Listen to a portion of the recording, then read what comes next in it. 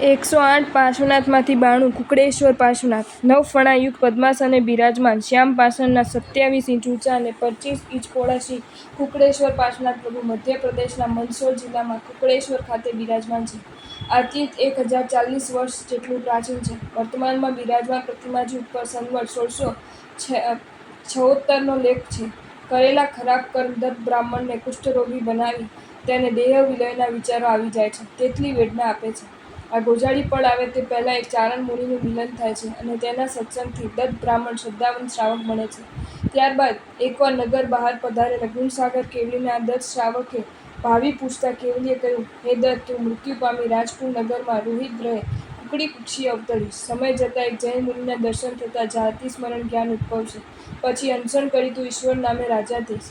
ઈશ્વર રાજાના ભવમાં કુસુમ ઉદ્યાનમાં કાર્યોત્સક સ્થિત પાર્શ્વ પ્રભુના દર્શને જાતિ સ્મરણની ઘટના એમના જીવનમાં બની.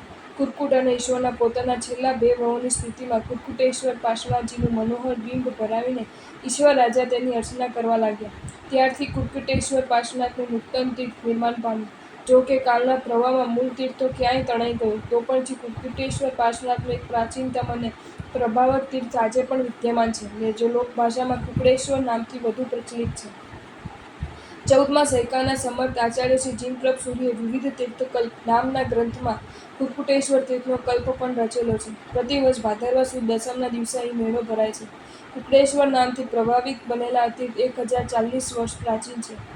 કુર્કટ અને ઈશ્વરતણા 2 ચરમ ભાવની યાદમાં એ નામથી દત્ત ભરાવ્યા અડગ સૂનો ફરિયાદમાં.